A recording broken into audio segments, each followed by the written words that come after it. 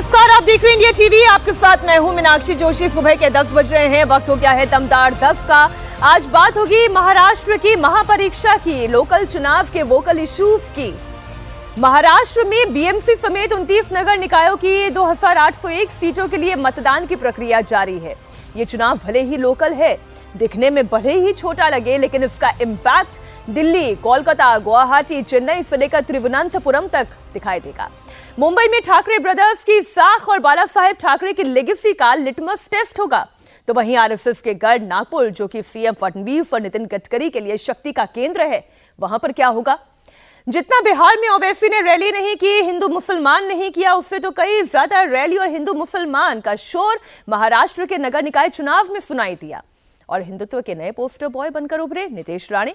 इसका कितना इंपैक्ट हुआ, और यह भी कि चुनाव तय करेगा कि साथ ही पवार फैमिली का फ्यूचर प्लान क्या है। लोकल चुनाव डिसाइड करेगा। पिंपरी चिंचवाड़ में पवार फैमिली मिलकर चुनाव लड़ रहे हैं। फ्यूचर में पवार फैमिली का एकीकरण होगा या फिर चाचा भतीजा के बीच एक बार फिर रण होगा, ये तमाम बातें तय होने जा रही है आज के इस इलेक्शन से। बिहार में करारी हार के बाद कांग्रेस का महाविकास अघाड़ी से खुद को अलग करना कितना फायदेमंद रहा, कितना नुकसानदेह रहा, यह भी पता चलेगा। लेकिन बात सबसे पहले मुंबई की होगी, उस मुंबई की जिसके नगर निगम का बजट कई राज्यों के बजट से बड़ा है। जी हां, 227 वार्ड के लिए इस वक्त वोट डाले जा रहे हैं। तस्वीरें मुंबई की आपके सामने हैं। संजय राउत, शाइना एनसी, तमाम बड़े चेहरे यहां दिखाई दे रहे हैं। इस बार क्या होगा? बीएमसी का बॉस कौन बनेगा? हिंदू बनेगा, मराठी बनेगा? हिंदू मराठी जो दोनों होगा वो बनेगा? कोई बुरके वाली, हिजाब वाली महिला बनेगी? ट्विंकल खन्ना की तस्वीर आप देख रहे हैं। थोड़ी देर पहले अक्षय कुमार वोट डाल के गए हैं। तो ये तमाम तस्वीरें लगातार हम मुंबई से, महाराष्ट्र के तमाम नगर निकायों से जो आ रही है वो आपके सामने रखते रहेंगे। इस वक्त स्टूडियो में हमारे साथ दो बेहद खास मेहमान जुड़े हुए हैं, सीनियर जर्नलिस्ट अवधेश कुमार जी और सीनियर जर्नलिस्ट रशिद किदवई जी। बहुत स्वागत सर आप दोनों का।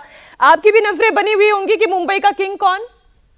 नहीं, मुंबई का किंग तो जाहिर है बनी हुई है, क्योंकि जैसा हमारे दर्शकों को भी पता है, आपको भी पता है कि ये चुनाव जो है मुंबई नगर पालिका का, बृहन मुंबई नगर पालिका जिसको बोलते हैं, वो 8 वर्ष 11 महीने बाद हो रहे हैं। सामान्यतः ऐसा नहीं होता है। उसके पहले अगर आप देखेंगे कुल मिला के 25 वर्ष तक, अब देख लीजिए तो 32-33 साल तक शिवसेना का एक छत्र राज्य रहा है। यहां तक कि भारतीय जनता पार्टी और शिवसेना में 2017 में गठबंधन नहीं था और भारतीय जनता पार्टी ने 82 सीटें जीती, लेकिन बिना शर्त, बिना कुछ कहे उनको मेयर बनाने के लिए समर्थन दे दिया। 82 और 84 का था, तो पता चला भारतीय जनता पार्टी के आधार भूमि बन गई है वहां। तो इस दृष्टि से, और इस बार चूंकि उद्धव ठाकरे जब से मन से बनी है महाराष्ट्र नवनिर्माण सेना, तब से पहली बार सब उद्धव ठाकरे और राज ठाकरे साथ मिलकर आए हैं। फिर दोनों ने मिलकर जो मराठी मानूस और मराठावाद का नारा दिया है, भाषा हिंदी और मराठी की बातें खड़ी की है, फिर मुसलमानों के बीच भी जाके बात खड़ी की है। और विधानसभा लोकसभा चुनाव के विपरीत इस बार जो महाविकास अघाड़ी है उसका कोई गठबंधन नहीं है। कांग्रेस इस समय अलग से जो है, जो वंचित विकास अघाड़ी है उसके साथ मिलकर चुनाव लड़ रही है। तो इसलिए कई चीजें इस बार निर्णायक होनी है वहां। और सबसे बड़ी बात ध्यान रखिए कि महाराष्ट्र के बाकी क्षेत्रों में विधानसभा में शिवसेना बुरी तरह परास्त हो गई, लेकिन उसको 10 सीटें विधानसभा की मुंबई से ही वही है।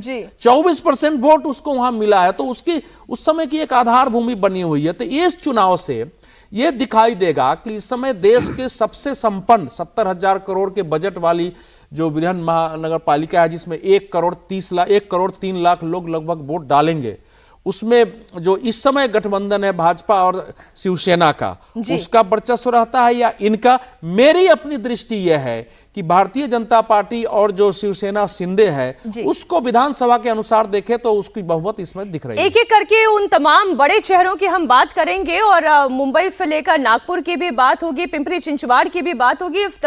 तमाम रीजन्स जो है हम लेकर चलेंगे। दो हमारे सहयोगी इस वक्त बांद्रा से और दादर से जुड़े हुए हैं, सचिन चौधरी और राजेश कुमार।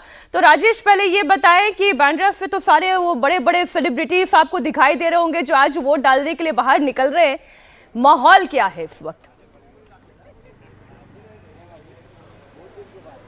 देखिए, माहौल की अगर हम बात करें तो कॉरपोरेशन चुनाव है, और जिस तरीके से मुंबई इस बात के लिए थोड़ा कोसा जाता है कि यहाँ पे वोटिंग जो है वो कम होती है।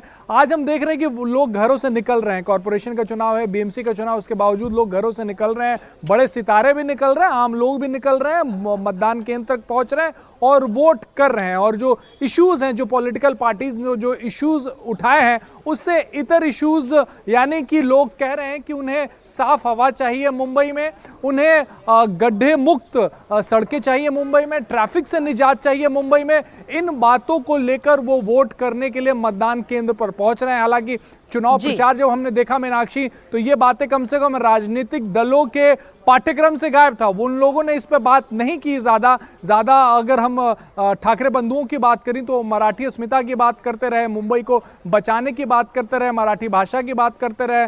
भारतीय जनता पार्टी हिंदुत्व के मुद्दों को लेके आई पिक्चर में, वो कहने लगे कि जो यहाँ का मेयर होगा वो हिंदू मराठी मेयर होगा, किसी बुरके वाली को मेयर बनाने की कोशिश कर रहे हैं उद्धव ठाकरे।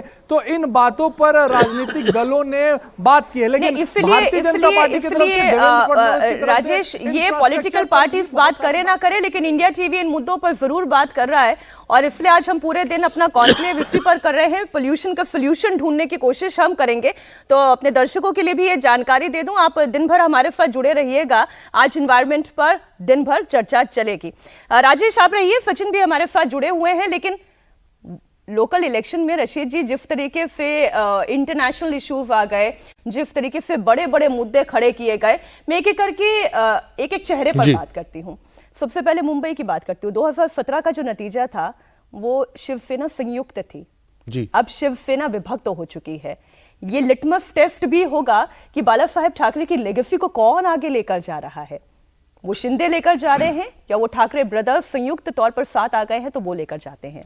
जी मीनाक्षी, यही सबसे बड़ा मेरे ख्याल से चैलेंज है और मुद्दा है। मुद्दे तो बहुत सारे उठाए जा रहे हैं। असली तो जैसे आपके करस्पॉन्डेंट कह रहे थे कि सड़क में गड्ढे, स्वच्छ जल और जो है साफ हवा, ये सारे मुद्दे होने चाहिए। लेकिन मुझे लगता है कि बिग पिक्चर जब हम देखते हैं मुंबई की, माया नगरी की, तो वहाँ सबसे बड़ा कि क्या ठाकरे चैप्टर जो है वो बंद हो गया, क्लोज हो गया। और देखिए क्या वो कुछ ऐसी फाइट, देखिए मुझे लगता है कि जो भी नतीजा आएगा उसमें एक तरीके से एक वहाँ पर किसी को पूर्ण बहुमत, स्पष्ट बहुमत नहीं मिलेगा। एक खिचड़ी वहाँ पर, वो सरकार तो बनती नहीं, जो भी मेयर का चुनाव होता है वहाँ पर होगा, किसी को बहुमत नहीं मिलेगा। और आप देखिएगा कि मुंबई में वो होनी को अनहोनी वाली खेल होगा। ठाकरे के हिंदुत्व की जो आइडियोलॉजी की हम बात वही एक बहुत बड़ा टेस्ट है। और मुझे लगता है कि उस टेस्ट में जो उद्धव ठाकरे हैं, उन्होंने अपने राज ठाकरे के साथ अपने संबंध भी ठीक कर लिए, लेकिन वो पिछड़ते हुए नजर आ रहे हैं। वो किसी अभी कोई बढ़त नहीं नजर आ रही उनकी बढ़त नजर नहीं आ रही है। ये गेम वो पहले हार चुके हैं हिंदुत्व के पिच पर, ठाकरे ब्रदर्स।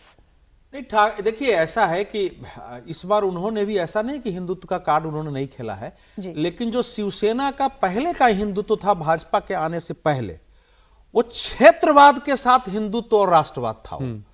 महाराष्ट्र महाराष्ट्रियन के लिए, मराठों के लिए, तो वो एक मराठा राष्ट्रवाद उनकी होती थी, जिसमें रीजनलिज्म, क्षेत्रीयता का एक बड़ा पुट होता था। Sons of the soil theory जिसको बोलते हैं इकोनॉमी में, उसके आधार पर उन्होंने अपनी पॉलिटिक्स शुरू की थी। तो इस समय जो पॉलिटिक्स इन लोगों ने किया है, लगभग उसी पॉलिटिक्स की पुनरावृत्ति की कोशिश की है लगातार। ये जो बहुत खतरनाक वैसे देश में खेल चल रहा है। बिहार में भी हमने देखा गुजराती इतने लोग बिहार के गुजरात में काम करते हैं। वही महाराष्ट्र के चुनाव में मैं देख रहा हूं कि ये गुजरातियों को सौंप देंगे, मुंबई गुजरातियों को सौंप देंगे। तो वो एक कोशिश की है कि उस प्रकार का एक मतलब क्षेत्रीय राष्ट्रवाद और मराठी अस्मिता जो है वो उसके साथ वो खड़ा हो, उसमें हिंदुत्व भी रहे। लेकिन चूंकि उनका एक अभी वीडियो चल रहा है जिसमें उद्धव ठाकरे और फलाने हैं, और जो वहां कई जगह वो वोट मांगने गए हैं मुस्लिमों के बीच में, वो अब लोगों ने उसको जारी कर दिया। गाना चल रहा था, अब वो गाना आपने देखा क्या कि वो भाईजान ठाकरे, वही करा, वो ठाकरे ने बनाया है। तो वो अब ये तो चर्चा तो वही चल रही है कि वो वोट लेने के लिए बनाए हैं। क्योंकि पिछले चुनाव में जो सर्वे था विधानसभा में, मुंबई के 72% मुसलमानों का वोट जो है उद्धव ठाकरे की पार्टी को गया था। 72%, लगभग 19 से 20% मुस्लिम मतदाता मुंबई में है। अब लेकिन उस समय कांग्रेस के साथ इनका गठबंधन था, कांग्रेस एनसीपी सदर पवार साथी। इस बार कांग्रेस अलग है, तो मुसलमानों के अंदर वहां एक थोड़ा उहापोह जरूर होगा कि हमको किसको वोट देना चाहिए। लेकिन नहीं, उसमें यह लग रहा है कि वो देख रहे होंगे कि कहां किसका, मुसलमान इस समय बीजेपी को हराने के लिए थोड़ा रणनीतिक मतदान करता है। तो एक तरफ वोट जाएगा, इसमें मुझे थोड़ा संदेह है। ये वो देखेंगे कि किसी वार्ड में तय करेंगे कि कौन बीजेपी को हरा सकता है। दूसरा कि कुछ क्षेत्र है वहां जहां की एआईएमआई का भी है, कुछ क्षेत्र में समाजवादी पार्टी की भी पैठ हुई है। तो समाजवादी पार्टी अगर 7, 8, 10 सीटों पर जो है अगर मुसलमानों का वोट काटती है, और असदुद्दीन वैसे भी 8, 10, 12 सीटों पर जो काटते हैं, जो बारिश पठान का एरिया जो हम लोग उधर रहते हैं, तो वो फिर मुसलमान वोट के बंटने की भी वहां संभावना होगी। अच्छा, कुछ रिएक्शंस भी हम दर्शकों को दिखाते चले। केंद्रीय मंत्री पीयूष गोयल ने अपनी पत्नी के साथ साउथ मुंबई के एक पोलिंग बूथ पर वोट डाला। वोट करने के बाद पीयूष गोयल ने कहा कि मुंबई के लोग पूरे देश के विकास को ध्यान में रखते हुए वोट करेंगे।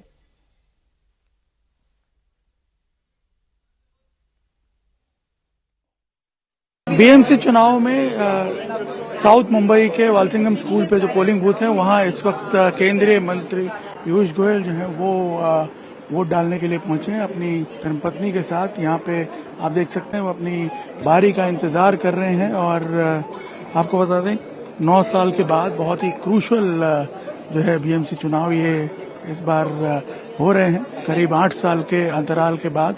इस वक्त आप देख सकते हैं पीयूष गोयल जो है वोट डालने के लिए यहाँ पहुंचे हैं। और मुंबई के लोग जो हैं वो बड़ी उत्सुकता से इस क्षण का इंतजार कर रहे थे। आखिरी बार चुनाव 2017 में हुए थे और उसके बाद 22 में जो चुनाव ड्यू थे वो अब हो रहे हैं। और इस बार जो मुंबई के चुनाव हैं वो ये तय करेंगे कि मुंबई का वोटर क्या चाहता है। क्या वो जिस मराठी अस्मिता के सवाल को ठाकरे बंधुओं ने उठाया उसको प्रमुखता देता है, या फिर महायुति जिस प्रकार के विकास की बात कर रही है और ये कह रही है कि अगर महायुति की सरकार यहाँ बनती है तो ट्रिपल इंजन की सरकार बनेगी और ट्रिपल इंजन की सरकार मुंबई के विकास की गाड़ी को आगे बढ़ा सकती है। सचिन भी हमारे सहयोगी इस वक्त जुड़े हुए हैं, दादर इलाके से वो जुड़े हुए हैं। तो सचिन, आप ये बताएं कि इश्यूज लोगों के मन में क्या रहे, वो क्या सोचकर वोट डालने के लिए अपने घर से निकल रहे हैं? देखिए, ठाकरे ब्रदर्स ने इस चुनाव में मराठी अस्मिता का मुद्दा बनाया और लगातार उनका प्रचार, उनके बयान यही रहे कि मुंबई की आखिरी लड़ाई है, मुंबई मराठी मानुस की आखिरी लड़ाई है, मराठी अस्मिता की लड़ाई है। बीजेपी अगर यहाँ पर ही बीएमसी पर आ गई तो फिर मुंबई को अलग किया जाएगा, यहाँ पर जो गैर मराठी है उनका वर्चस्व बढ़ जाएगा, मराठी मानुस की अहमियत खत्म कर दी जाएगी। लेकिन हमने जो तमाम लोग यहाँ पर आए हो, ये दादर माहिम का जो इलाका है ये शिवसेना का और एमएनएस का दोनों का गढ़ माना जाता है। यहाँ पर दोनों के विधायक सांसद सभी यही से चुनकर आते हैं और ये बहुत उनका हार्डकोर वोट बैंक जो इलाका है। लेकिन लोगों का ये कहना है, खासतौर पर जो अपर क्लास या मिडिल क्लास जो है, उनका कहना है कि ये सब राजनीतिक बयान है। उन्हें मराठी अस्मिता और मुंबई तोड़ी जाएगी ये सब राजनीतिक बयान लगते हैं। उनके लिए सबसे बड़ा मुद्दा है विकास का, डेवलपमेंट का। और ताजुब है कि लोग ये कह रहे हैं कि अगर एक ही पार्टी की सरकार तीनों जगह रहेगी, यानी कि केंद्र में भी, राज्य में भी और मुंबई में भी, तो तेजी से विकास के प्रोजेक्ट जो है वो आगे बढ़ेंगे। क्योंकि हमने पिछले 2.5 साल में देखा, जब उद्धव ठाकरे मुख्यमंत्री थे तब किस तरह से रोड़ा अटकाया जा रहा था प्रोजेक्ट को लेकर, तो ये लोगों ने देखा है। तो लोग चाहते हैं कि उनके लिए सड़क, पानी, बिजली, ट्रैफिक, प्रदूषण, ये तमाम जो समस्या है उनके लिए अहमियत है। और उसी को देखते हुए देखिए, अगर इन मुद्दों पर चुनाव होता है तो फिर ये कह सकते हैं कि वो जो ट्रेंड है, क्या वो ट्रेंड जो नेताओं के लिए बोलने का ट्रेंड अलग है और करने का ट्रेंड अलग है, तो वो ट्रेंड क्या यहाँ से कुछ बदलता है, वो हमें देखना होगा। आप बने रहे हमारे साथ। सचिन, हमारे सहयोगी दिनेश मौर्य भी जूही इलाके में पहुंचे, उन्होंने भी वहां पर लोगों से बात करने की कोशिश की, उनका मन टटोलने की कोशिश की कि उनके लिए ये चुनाव क्या अहमियत रखता है। बीएमसी चुनाव में प्रधानमंत्री मोदी के काम पर वोट डालने के बाद भी लोग कह रहे हैं। ये आपको हैरान कर सकता है, क्योंकि ये कोई नेशनल इलेक्शंस तो है नहीं, ये जनरल इलेक्शंस नहीं है, ये बीएमसी का इलेक्शन है। लेकिन जब वो लोग ये कहते हैं कि ट्रिपल इंजन की सरकार उन्हें चाहिए, विकास भी ट्रिपल स्पीड से चाहिए, तो इसका मतलब क्या होता है? आप देखें हमारे सहयोगी दिनेश मौर्य की एक रिपोर्ट।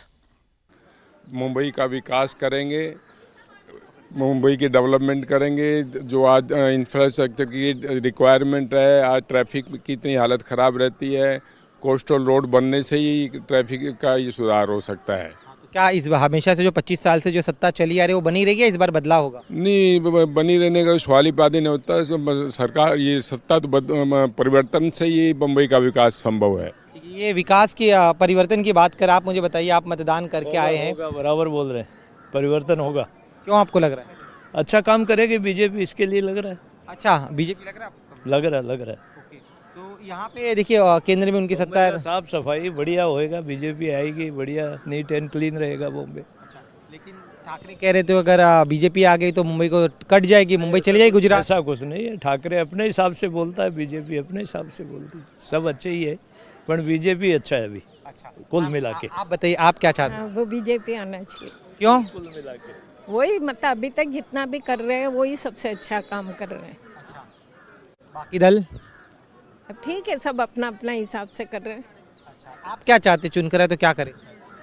वही क्लीन हो, अच्छा विकास हो, यही सब है, और क्या जरूरत है। बॉम्बे का विकास होए, और क्या, बॉम्बे का विकास होए, यही चाहते हैं। बढ़िया करेगी, बीजेपी करेगी, बीजेपी को ही करना पड़ेगा। और अभी तो है नहीं, देश में बीजेपी है, दिल्ली में भी है, बॉम्बे में भी है, महाराष्ट्र में है, यहाँ भी हो जाएगी, तो विकास होएगा जोर में। अच्छा, हाँ, मैम आप मतदान कराए?